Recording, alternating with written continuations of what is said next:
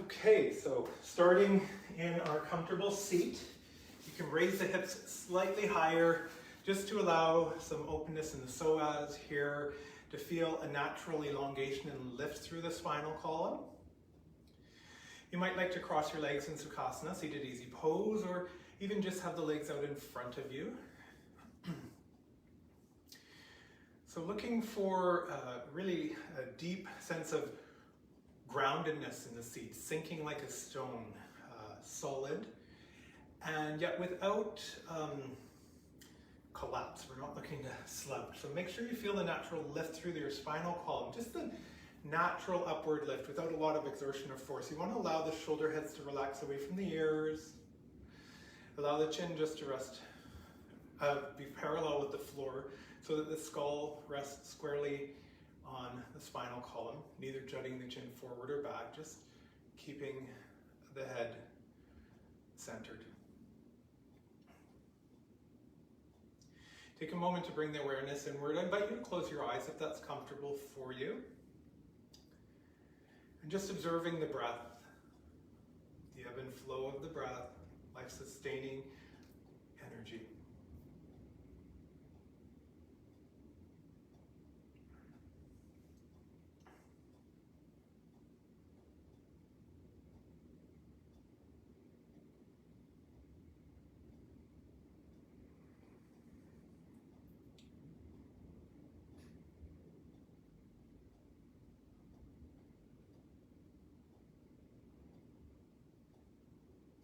Notice on the inhale, there's a gentle upward lift, and also that the barrel of the chest expanding outward in 4 directions.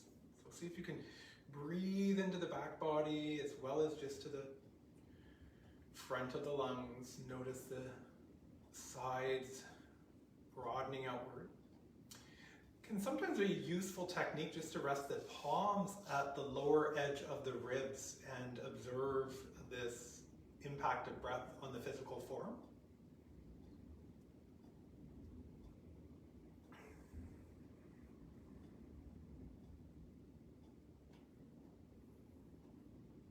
If you did raise your hands onto the torso, just go ahead and let them come back down onto the thighs, palms facing down.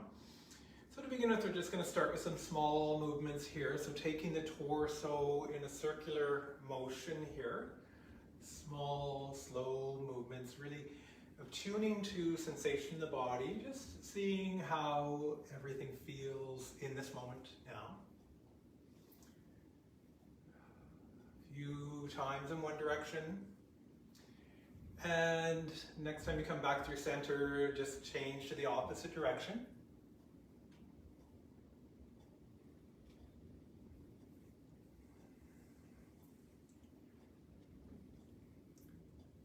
And coming back through center again, we're going to begin in the original direction, and this time you can either take a bigger, deeper range of motion here by pressing the palms into the thighs and bringing the shoulders and head into the movement, or keep them small if that feels better for you right now. So remembering yoga is an individual practice, and it's really about attuning to what your body needs on any given day. So certainly feel free to modify and adjust any poses or ignore some altogether if they just don't feel right for you. So in the second direction, now starting to move in the second direction in those larger range of motion or smaller, again, if that feels right for you. So one of the huge gifts of yoga is attuning inward to sensation and listening to that inner wisdom and guide as to what is appropriate for you. And just finishing up those circles, we'll come back to sitting squarely on the sits bones. We're going to take the arms out toward the side. So palms are facing down to begin with, fingertips just grazing or very near to the ground. Now have a rotation of the upper arm bone at the ball and socket joint, so palms face up, thumbs face back. Inhale the arms up overhead. And bringing the palms together and down through midline right to the heart center. Let's raise the arms up here. And spread broadly and really reach the fingertips, now rotating palms to face down, fingertips toward the ground. A couple more times like this. Now palms up as you inhale the arms overhead, bringing them down through to heart center. On the inhale, straightening them up overhead, really extending here. Now slight inward rotation until the fingertips graze the ground.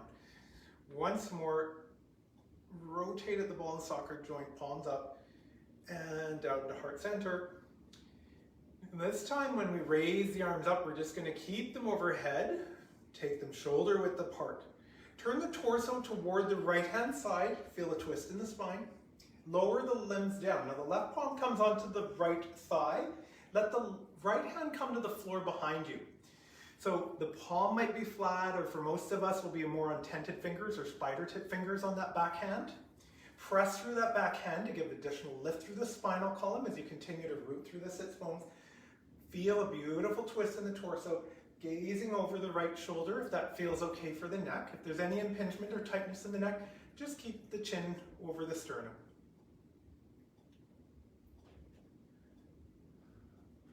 Again, breathing deeply, really feel the broadness of the breath through the entire rib cage. Following that exhale, we're going to inhale the arms up overhead, bringing the torso back towards center, then toward the left side and lowering the limbs down. Right palm onto the left thigh, left hand to the floor behind you. Again, pressing through that back hand, gazing over the left shoulder. Root through the sits bones, elongating the spine, chin parallel to the floor.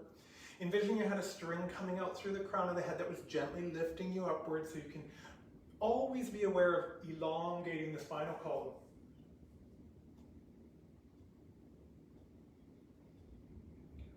Keep breathing deeply. As you finish that next exhale, we'll inhale the arms up overhead and bringing the torso back towards center. Come to the first side again, right hand side, once more lowering the limbs down. Left palm on the right thigh, right hand behind you here. Now maintain the left palm on the right thigh and raise the right arm straight up toward the ceiling. Really reach and extend. Feel the lift coming from the muscles that connect right through the shoulder socket all the way down the right hand side of the chest, down to the waist. Reach and extend upward. Now when the arms are raised, if it's okay for the neck, you can always turn the gaze up toward the raised hand in most of our poses, but again, it's really if it feels right for your neck. Now you can either hold here for another couple of breaths or start to arc the body toward the left hand side. Keep the right sit bone glued down and coming to a slight arc here. It's more of a broad opening in the right side of the chest wall. And then we'll all sit up squarely on the sits bones. Lower the right hand down to the right side of the mat. Raise the left arm up to shoulder height and sweep it around at shoulder height all the way around to the left hand side. Rotate at the ball and socket joint so the palm faces up, and inhale that arm up and over, coming toward a C curve here. Now we keep both sits bones rooted down, particularly notice the left sit bone doesn't start to lift. Make sure you don't collapse into this right hand, just gently propped there on the ground. Reach these left fingertips toward the wall on the right hand side so you feel that broadness here in the left chest wall, breathing deeply into these intercostal muscles in the rib cage. There's an option here to move the head gently side to side, lubricating the joints of the neck.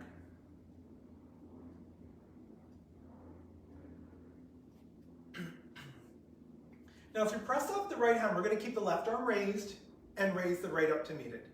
We'll come to the left hand side a second time for the lateral twist. Lowering the limbs down, right palm on the left thigh, left hand on the floor behind you. Keeping, excuse me, keeping the right palm on the thigh, raise the left arm up toward the ceiling. Reach and extend.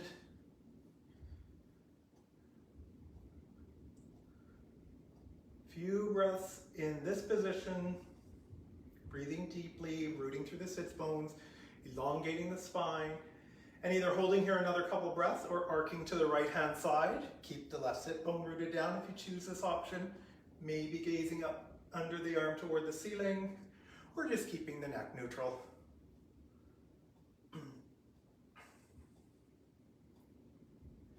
And then sitting up squarely, lower the left hand down to the left side. Raise the right arm up to shoulder height. And sweep that right arm all the way out in front of you over to the right hand side. Rotate the ball and socket joint. Thumb back, palm up. Inhale the arm up and over. Again, not collapsing into this left hand here, just gently propping it on the ground there. Let that right sit bone remain rooted. Reach and extend those fingertips so you feel that broad opening in the chest wall here. And maybe moving the head side to side if that feels all right for the neck.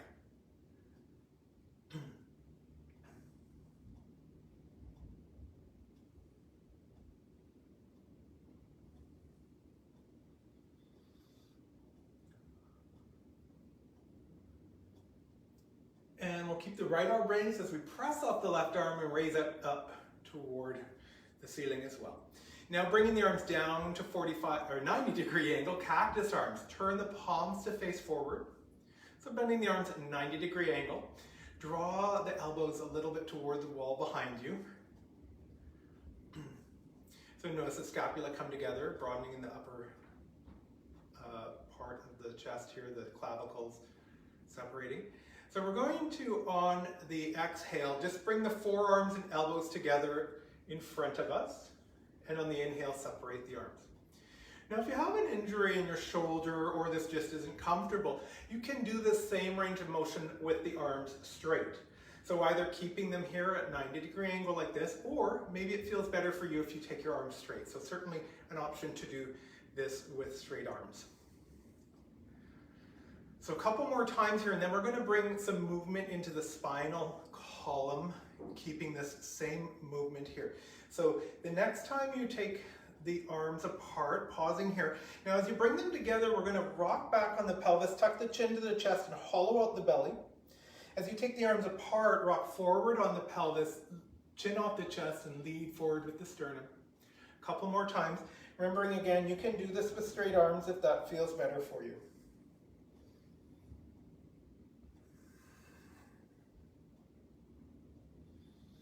Two more times.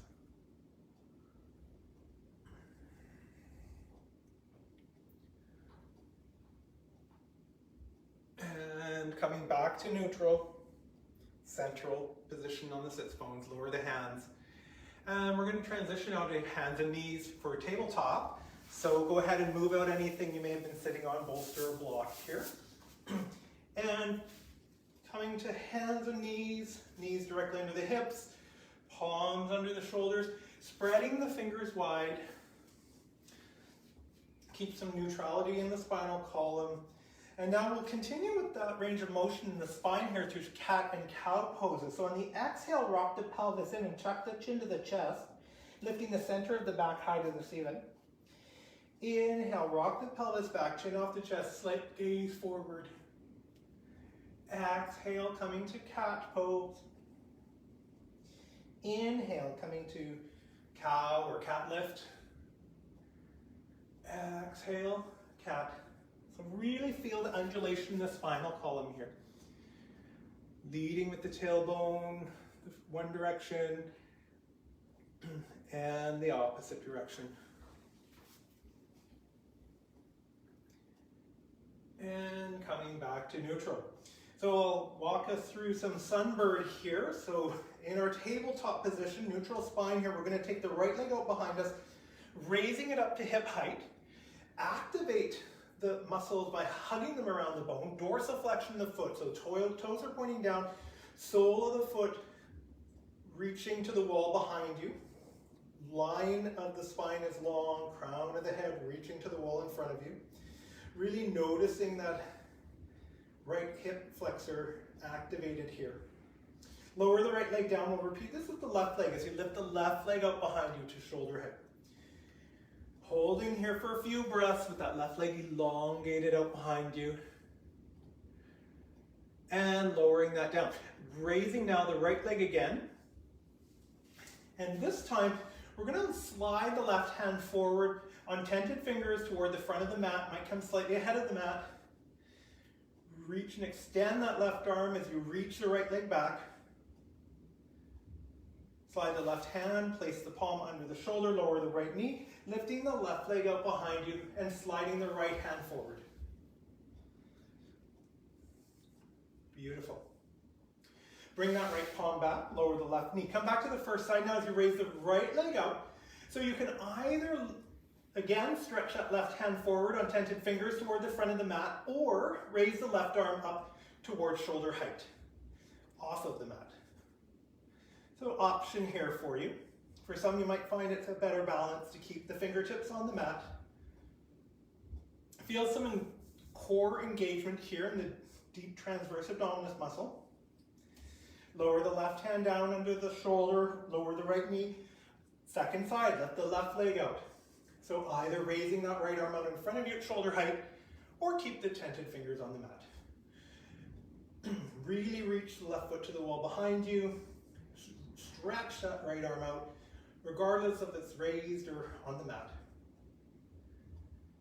And lowering the hand down, lowering the knee. Come back to the first side. Raise the right leg up. You can take the left arm out at shoulder height. Still an option to keep it on the mat here. We're going to come towards some cat crunches. So now incorporating the sunbird with the last movements we did in cat. So as we tuck the chin on the exhale and rock the pelvis in, bring the knee under the chest and bring the elbow to the knee. On the inhale, take the limbs apart, really lifting that leg high as you take the arm out in front of you, chin off the chest. Exhale again, bringing the knee to the elbow. Remembering this can be done with the hand on the ground for those who prefer to keep the left hand on the ground. You just do the rest of the range of motion, bringing the right knee under the chest with the chin tucked, the pelvis rocked in. And as you take the leg out on the inhale, gazing toward the wall in front of you.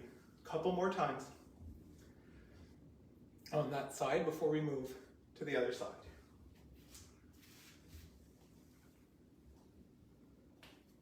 Excellent. And as you extend the limbs again, here, lower the left hand down, lower the right knee down. Now we'll repeat this on the opposite side. So we're going to take the left leg up behind us. Either slide the right hand forward on the mat or raise it up to shoulder height. Reach and extend the limbs in opposite direction. As you exhale now, coming toward cat crunch, bring the elbow to the knee, chin tucked to the chest. Inhale, chin off the chest, look forward and stretch limbs in opposite direction.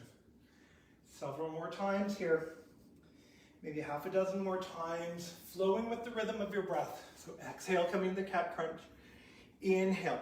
Notice on the inhale, you really raise the heel a little higher to the ceiling. Arm comes forward, the gaze looks forward. Beautiful. Allowing the breath to lead the way.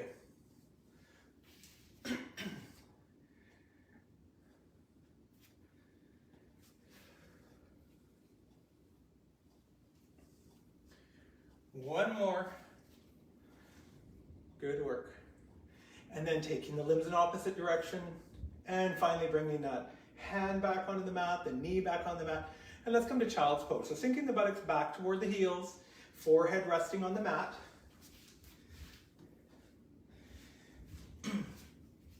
You can spread the legs wide to allow more room for the torso, although some like to do this pose with the knees together and just resting the belly on the upper thighs. Now for some, if you're not able to come to child's pose, if there's an injury perhaps in the knee, maybe the hip, you can come to alternate resting pose. You still want to lower your forehead down to the mat to rest, but you might keep the thigh bone perpendicular to the ground.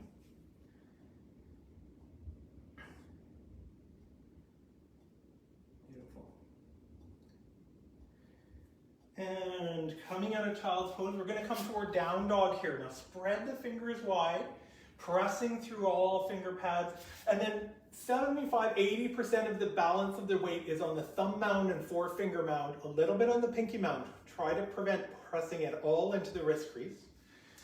Rotating the elbow pits inward. Keep the knees bent as you lift the hips up and back. And take a few moments here to warm up your dog. So maybe pedaling it out as you drop one heel, lift on the tiptoes of the opposite foot, and noticing this shift through the whole body. So the heel that's dropping, you're pressing more into the opposing hand. We'll spend a little while warming up our dog. Remember, you can come to a rest anytime you need to. You just drop down on your knees, come to child's pose. Other options with warming up your dog might be including raising one leg up and then alternating. Another variation is to take one leg behind the other. As you bring it back down to the mat, the small toes are alongside one another. This is an excellent way to stretch the back muscles of the leg, the calves in particular.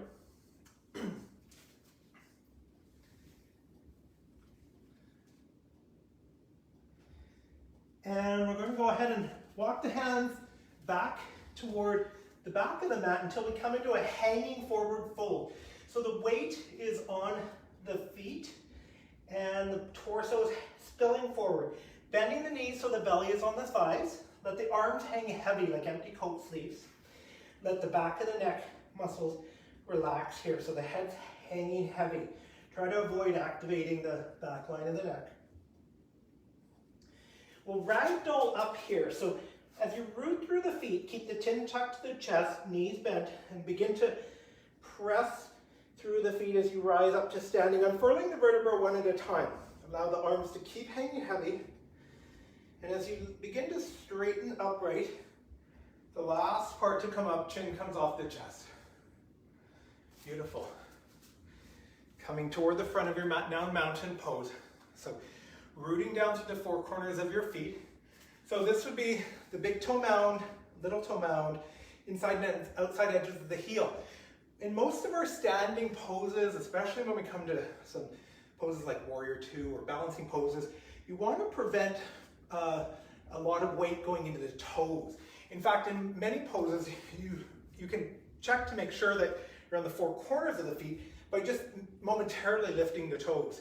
It really helps to inform. So this, what we call simple pose like mountain, is really an opportunity to ensure we're accentuating the foundational aspects that become more important in some of our other poses.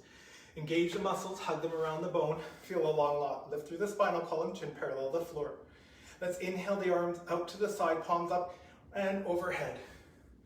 And then bring the hands down to heart center. As you raise the arms up again toward the ceiling and separate them wide now. So similar to what we did before, but this is just prepping us for modifications of Sun Salutation Series A. So inhaling the arms up overhead, back down to heart center. Once more, and then we're going to incorporate a Swan Dive here. So remember, with a Swan Dive, you can bend the knees if you have any tightness in the low back or tightness in the hamstring. So bringing the hands to heart center, Anjali Mudra. This is our reset. It's also known in the Sanskrit as Samastatihi. Let's inhale the arms up overhead, coming now to a Swan Dive. So we want to hinge at the hips and come forward in toward a hanging forward fold. Now you can bend the knees deeply here. Again, let the torso spill forward, arms hang heavy, neck and head heavy.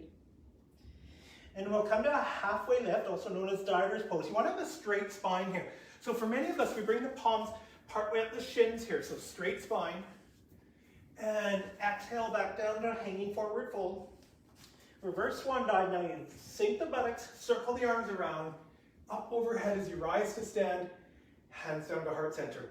So we'll do this 2 more times before we incorporate some other aspects. So from hands at Anjali Mudra, circle the arms around overhead, Swan Dive, hinging at the hips, coming toward a hanging forward fold. Inhale, halfway lift, diver's pose. Exhale, hanging forward fold. Now sink the buttocks back as you press through the feet, circle the arms around, press to rise, arms overhead, down to heart center. Once more, and then we'll incorporate some other aspects. Take the arms up overhead, Swan Dive, so hinging at the hips. Hanging forward fold. Inhale for diver's pose. Exhale, hanging forward fold. Bend the knees as you reverse Swan Dive. Circle the arms, rise to stand. Hands overhead and down to heart center. And this time, we're going to incorporate some of our additional poses. We'll come to Equestrian Pose here. So let's take the arms excuse me, up overhead and coming to a swan dive. Hanging forward fold. Inhale, halfway lift or diver's pose. Exhale. So we're going to plant the hands at the front of the mat. We'll take the right leg back behind us. High runner's lunge. So the left foot directly under the left knee. The right toes are tucked and we're lifting the right shin high. So we'll go ahead and drop the right knee down to the ground.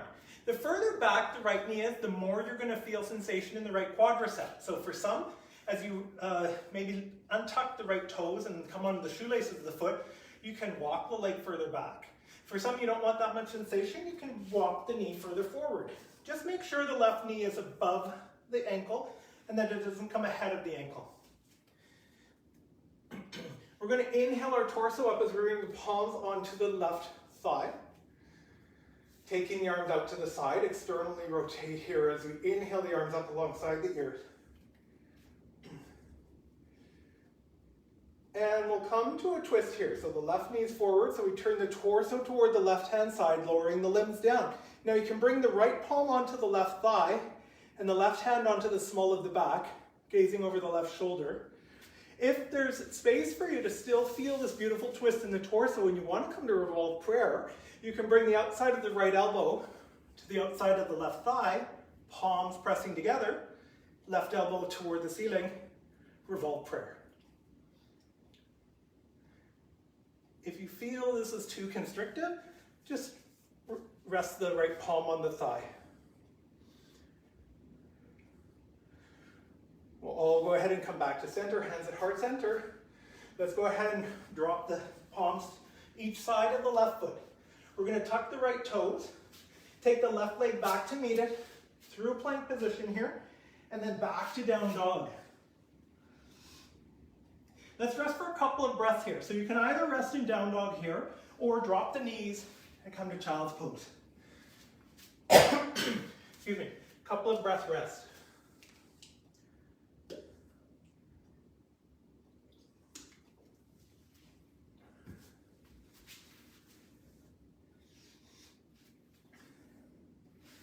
And lifting up to down dog. And we're going to go ahead and raise the right leg high up to the ceiling. And swing it forward toward the front of the mat. And then swing off that left foot and bring it forward, hanging forward, fold.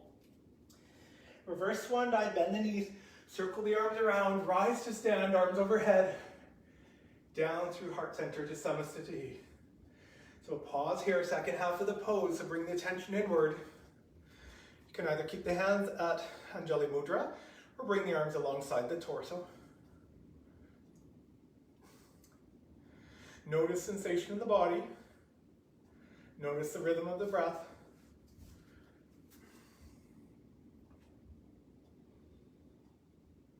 Excellent. Okay, standing at the front of the mat, we'll come toward mountain pose. Inhale the arms up overhead. Opposite side now. Coming toward a swan dive here. Hanging forward fold. Inhale. Halfway lift to diver's pose. Exhale. Lower the hands to the mat. Hanging forward fold. We'll go ahead and take the left leg back behind us to a high runner's lunge. So right knee directly over the right ankle. Left toes are tucked. Lift that left shin high. Feel a long line through the spine, crown of the head still reaching forward. Dropping down onto the left knee, untucking the toes so you rest on the shoelaces of the left foot. This is equestrian pose now. You can go ahead and inhale the torso up, bringing the palms onto the side. Take the arms out to the side, rotate at the ball and socket joint. Inhale the arms alongside the ears. So the more you sink forward, again, ensuring the right knee doesn't come ahead of the ankle, the more sensation in that left quadricep. If it's too much, back up. And we'll come toward a twist here. So turning the torso to the right, lowering the hands down. Left palm onto the thigh, right hand onto the small of the back, gazing over the right shoulder. Remember the option to come to revolved prayer twist.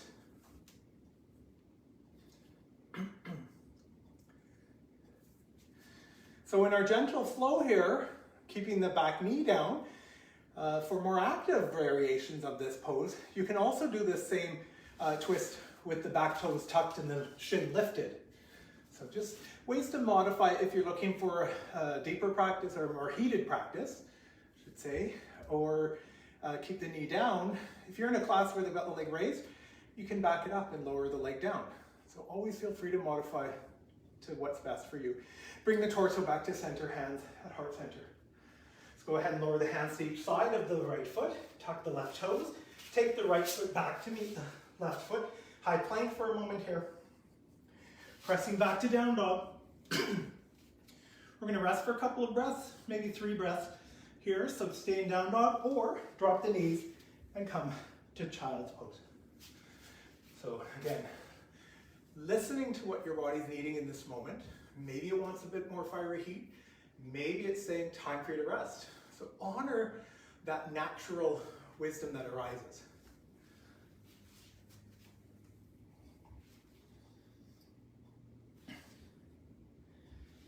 And lifting to down dog if you're in child's pose.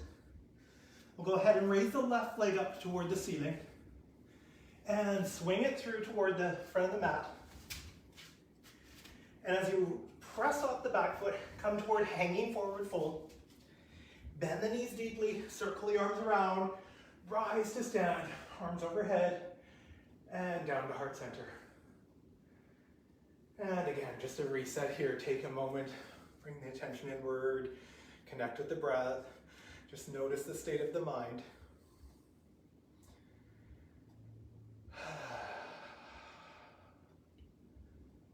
Beautiful.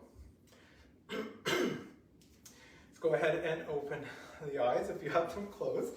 We'll come toward a standing balance pose. So I'm going to lead us through Vrikshasana, tree pose. I always give the invitation to do a different standing balance pose if you'd prefer, but otherwise feel free to follow along with tree pose here. As with virtually every pose in modern postural yoga class, there are many elements to focus on. The two I'm going to highlight for this tree pose are keeping the standing leg active. So hug the muscles around the bone and keeping it active by keeping it pulled inward. In some variations, some people have a tendency to start to let that hip pop out to the side. You want to keep it pulled inward and upward. The other, pardon me, the other aspect we're going to work on is openness in the hips. So coming toward 90-degree angle, or as wide as your own physiology anatomy permits, but moving toward 90 degree. So we'll start with the right foot down to begin with. Move my second mat. Root it down through the 4 corners of the right foot and come on the tiptoes of the left foot. Remember to activate the right leg, hug the muscles to the bone.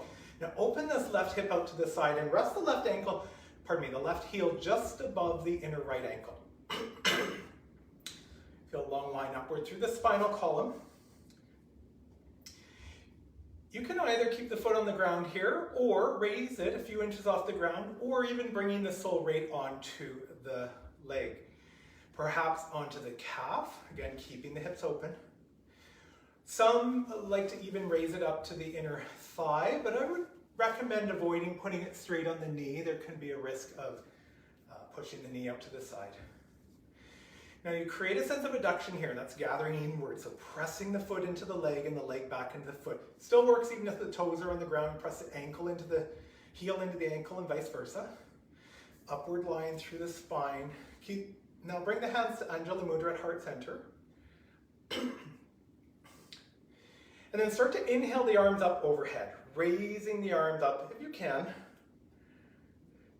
And you could actually take them just beyond shoulder width, sort of like branches of a tree. Now in our standing balance poses, actually many poses, we utilize a drishti gaze. So drish means seer in Sanskrit. So the inner guide, the inner wisdom, the inner guide, knowledge, just soft, gentle gaze. So rather than a glare.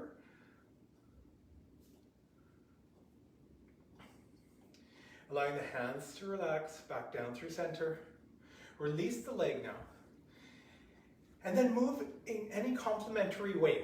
Instinctively, whatever feels right. It might just be shaking out the other leg. It could even just be rotating the knees, but putting the hands on the, whatever feels right for you in this moment. And then we'll move to the opposite side. So, rooting down through the four corners of the left foot. Engage the musculature of the leg. Come to the tiptoes of the right foot. Open that leg out to the side toward 90-degree angle. Rest the ankle just above the heel, just above the ankle. Excellent. Now, if you want to keep the foot on the ground, that's perfectly fine. Otherwise, feel free to lift that foot off the ground, rest it on the leg, either the calf or the inner thigh. So again, adduction here, pressing the foot to the leg and the leg to the foot. Openness in the hips, activeness in the standing leg. Make sure that left hip doesn't go out to the side. Now bring the hands to Anjali Mudra at heart center. This is just an option. Some like to keep the arms out to the side, almost like you're holding a tight rope pole. Some like to take them directly up overhead, but it's just a variation. You bring them to heart center and then raise the arms. And take the arms more than shoulder width apart, like branches of a tree. Utilize the soft, gentle drishti gaze. Stillness of mind.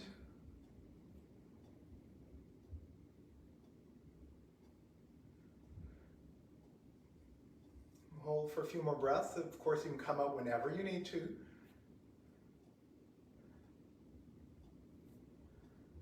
And as we bring the hands down through heart center, releasing the leg. So sometimes when we're doing something beyond our normal range, slightly beyond, I wouldn't recommend pushing so hard, but or something we're not accustomed to, we may feel quivering or wavering in a muscle. For example, if we're doing a pose like this, you might feel a little bit of wavering. That's actually a sign of muscle memory being formed, muscle strengthening. So don't be deterred by a lack of stillness in the body that way. We're looking for stillness in the mind. So notice that there's a tendency for the mind to wander and go into the past, thinking of thoughts or projecting in the future. Part of this beautiful gift of yoga is bringing ourselves to the present moment.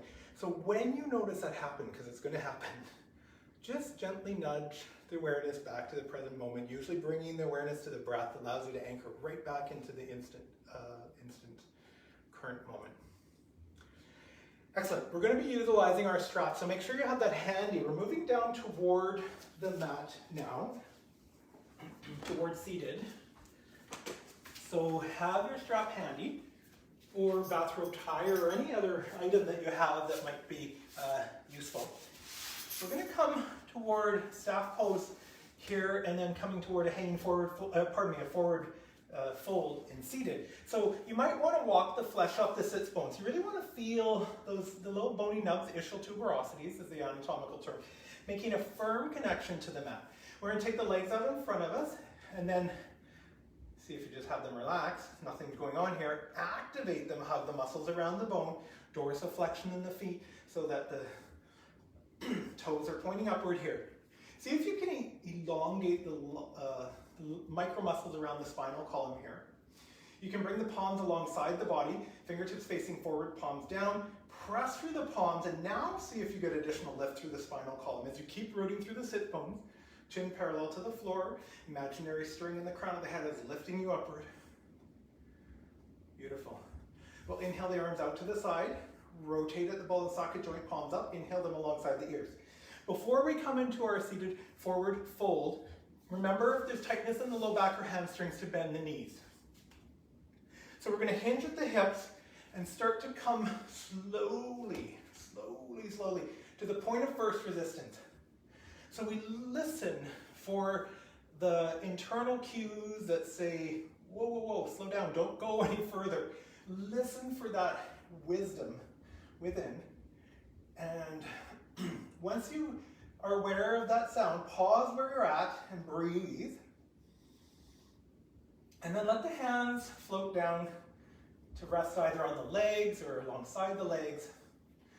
Root through the sits bones, elongate the spinal column, sternum leading forward.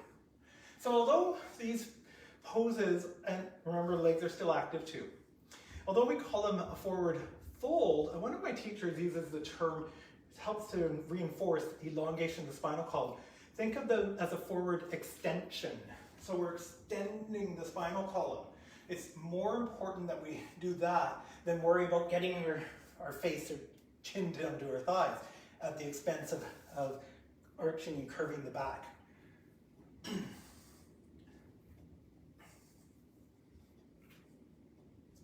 Ooh, the hamstrings are tight. You can bend the knees, remember, digging the heels into the mat. So if you do have tenderness in the low back, I would recommend you walk on tended fingers to come back upright. Otherwise, engaging the deep core muscles, inhale the arms up alongside the ears, slowly, very, very slowly, with engaged control movement, lifting back upright. And letting the hands come down toward the side. So we're going to scooch the buttocks forward. As we come down onto our back, we're going to come toward a brief bridge pose here. So the knees are bent, soles of the feet flat on the ground. Keep the feet facing directly forward in like two train tracks, and the knees as well. The arms alongside the body, palms facing down. The fingertips are going toward the heels, maybe grazing, maybe not. Now rock the pelvis toward the wall behind your head so that the spine is fully flush with the mat.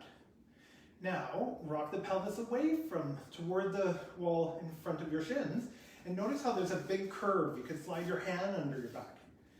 So in this bridge, more optimally, we want to have the spine fully flush. So rock the pelvis toward the wall behind you and notice that spine fully flush with the mat. And as you root through the feet and upper back and shoulders here, start to lift the hips up toward the ceiling. So as you lift them up, you also take them slightly forward. Soft line through the front belly. Now, if you're used to modifications and want to come, for example, the yoga mudra, you can roll onto the shoulder heads and interlace the fingers underneath.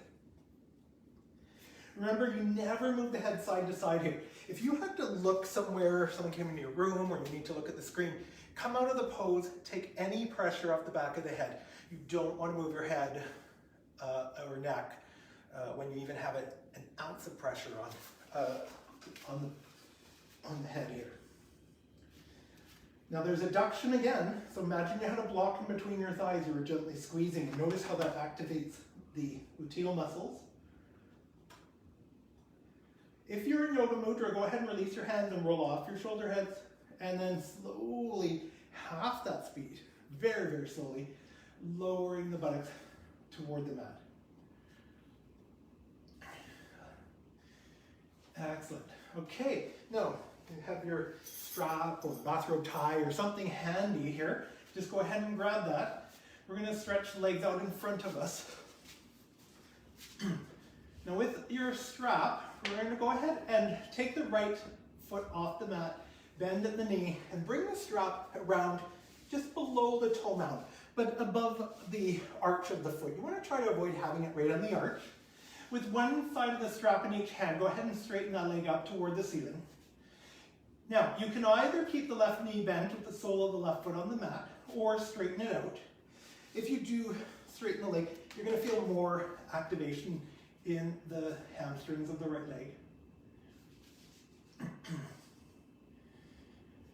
So keep the strap on the right foot and swap both sides of the strap to the right hand. Take the left arm away from you in a T formation and open the right leg out to the right hand side. Keep this left shoulder blade glued to the ground. So don't let it go and lift. It's not as important to get the foot to the ground as it is to keep this left shoulder down. You can turn the gaze over the outstretched hand. Now, your left leg might be a little bit relaxed, but if you activate it, dorsiflexion the foot, You might recognize this as a reclined version of a standing pose. So you can do this in standing as well. And for those with a longer reach than I have, you could actually even do it without the strap and take peace fingers around the big toes.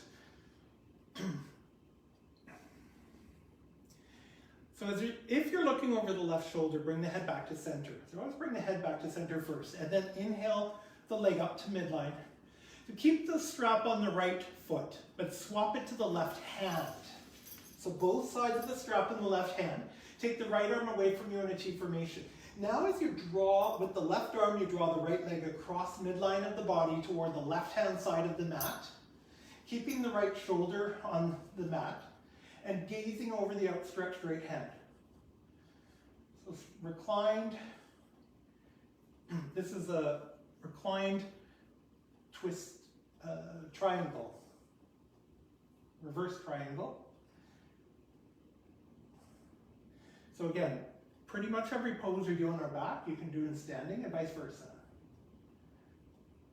Breathing here.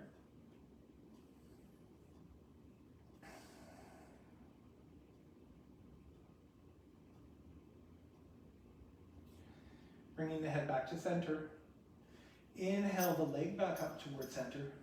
Now keeping it on the right foot, so swap one side of the strap to each hand. Really keeping that long line through the leg and slowly lowering it down toward the ground. Till it comes down alongside the left leg. And just let the strap relax. Pause for a moment here just to notice sensation from one side to the other. For some, you might notice a difference in the hips, and others maybe not, but just take a moment to observe how you're feeling in the physical form. We'll prepare to repeat that on the opposite side. So as you go ahead and take the left foot off the mat, we'll bring the strap around just below the toe mound. Straighten that leg up to the ceiling. Again, either the right sole on the floor or stretching that right leg out in front of you. With the strap on the left foot, we'll take both sides of the strap into the left hand, the right arm away from us in T formation, and open that left leg out toward the left-hand side. Now again, if you want to activate the right foot as if you were standing on it, helps to start to create some muscle memory. So we could do these poses in a different class. This is more of a gentle flow, but in a more active class, we might do this in standing. And then turning the gaze over the outstretched hand.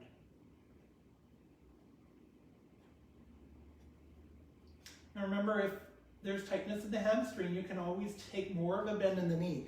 And we never want to be locking out our joint. So even though we straighten the leg, there's still a micro bend in the knee. Bringing the head back to center, raising the leg up toward the ceiling. With the strap remaining on the left foot, we'll swap it to the right hand. Take the left arm away from us in T formation and open as we draw the left leg toward the right hand side of the mat. Beautiful twist here. Recline, revolve, triangle. Perhaps gazing toward that left hand.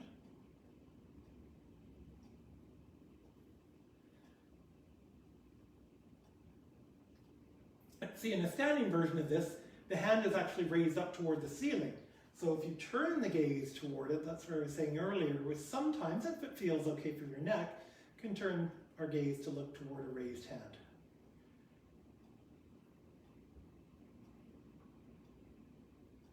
Otherwise, just rest on the back of the skull and look up to the ceiling if that's better for your neck.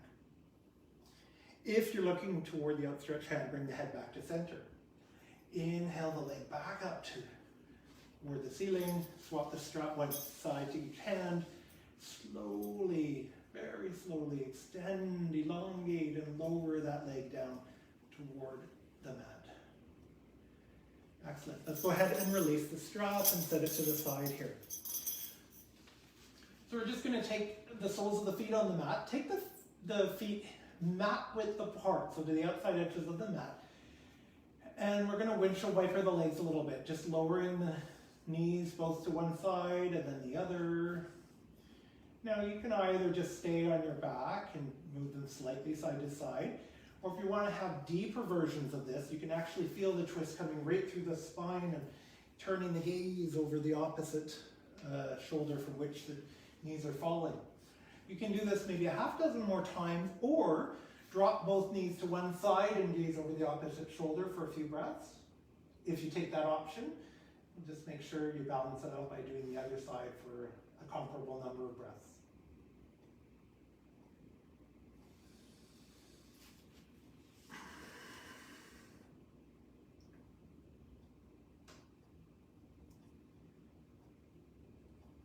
Excellent. Bringing the knees back upright. We'll bring the soles of the feet together and let the knees splay outward. So coming toward reclined cobbler pose or goddess pose, some know this as well.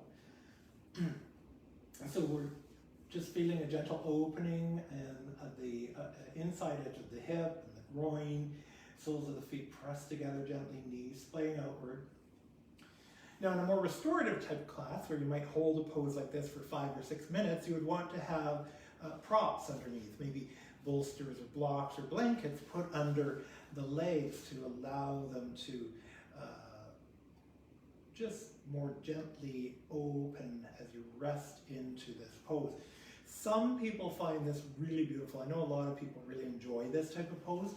For those who find it a little bit too much on the hip, you can go ahead now and take a counter movement. You bring the knees up together, soles of the feet to the outside edge of the mat, and let the knees fall inward to touch one another, just for a little bit of counter movement in the hip.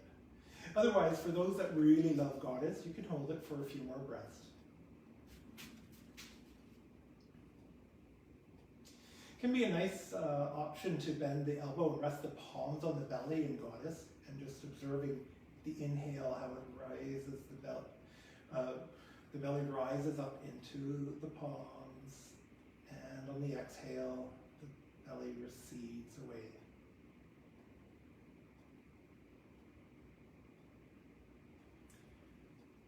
So we'll all go ahead and bring the knees and feet together.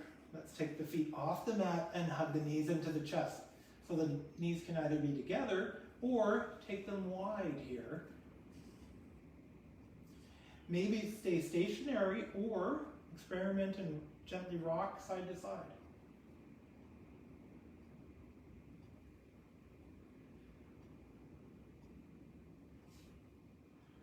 Beautiful. So we just have another 30 seconds or so. It's a short class today, 60 minutes. So before we move to our final resting pose, Shavasana, so you can either stay here in this lovely reclined pose, hugging the knees to the chest, or respond intuitively, instinctively to any pose, any movement your body's craving in this instant. That's part of the gift of yoga, is listening to what your body is needing in this moment. Or perhaps you might like to grab an article of clothing if you're in an area where there might be a bit of a draft or breeze. Maybe grab socks or a sweater or a blanket if that will provide some comfort for you. I'm just winding down the practice now. If you've been taking any last movement here, just starting to prepare to transition towards Shavasana. So if you're coming to a traditional version of Shavasana, laying flat on the back, legs stretched out in front of you, feet splaying out slightly. If you have any tenderness or tightness in your low back today, or any other day where you're in Shavasana, another lovely option is to bring a bolster under the legs, or you can actually even just take a deep bend in the knee, rest the soles of the feet flat on the floor. That just shifts the pelvis and helps to alleviate any strain you may feel on your low back. Otherwise, traditionally, taking the legs out in front, splaying them out. Arms are about 15 degrees off center. If you can, slight rotation in the shoulder joint so that you can rest on the back of the hand rather than the fingertips touching the ground. There's such an extrasensory perceptors. It's nice to allow those to relax by turning the palms to face upward. Notice that the head collapsed backwards here, and perhaps see if you can elongate the back line of the neck, resting the skull on the occipital ridge more than the crown.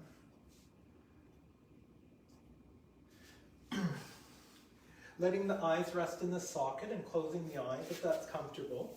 Take a moment to scan the awareness through the body and just observe if there's any area that you might be feeling some tightness or tension.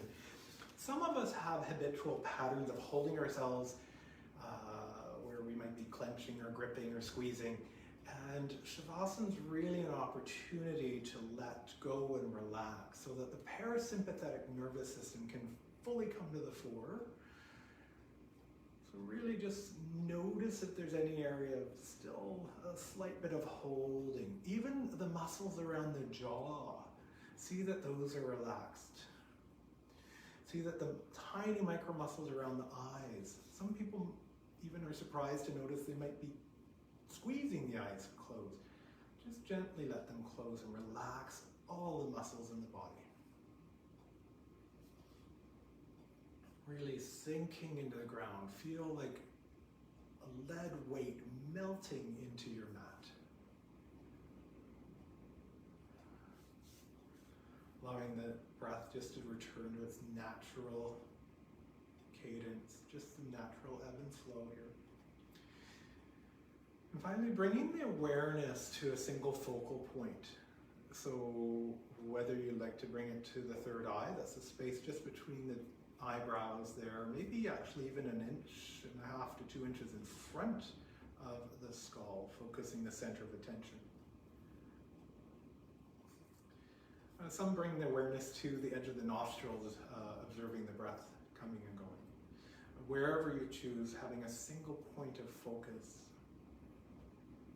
as the witness, the observer, and not needing to do anything. Letting the autonomic nervous system takes care of itself. Breathing, pumping the blood, beating the heart. There's nothing you need to do. Just take this moment to simply be.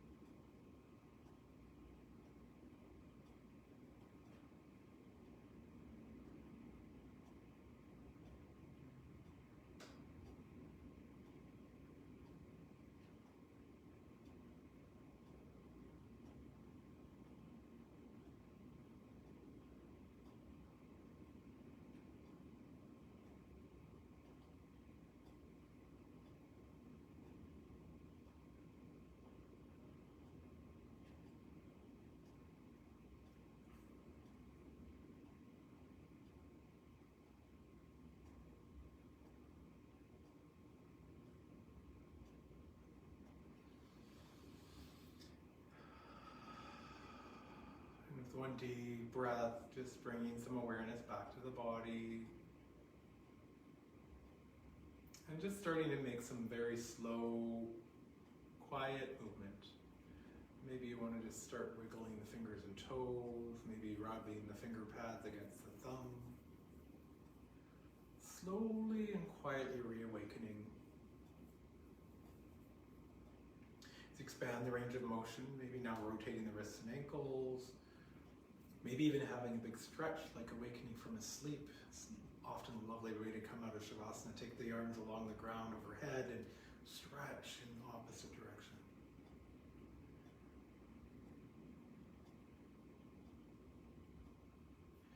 And finally, you once again hug the knees into the chest. And now we can transition by rolling on the right hand side into a fetal position. Stretching out your upper leg, pressing the upper hand, and bring yourself to an upright seat. Just take a moment here to close our practice. So once you find a comfortable seat, just getting settled here. If you have to open the eyes to resettle, go ahead and close them if that's comfortable.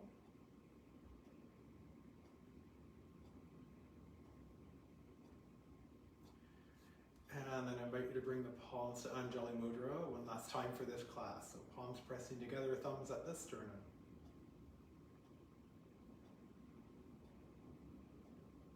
May your heart feel full and overflowing with love and compassion, with grace and kindness. May you shine this forward to all you encounter in your journey. The light in me acknowledges and bows to the light in you. Jai Bhagwan and Namaste.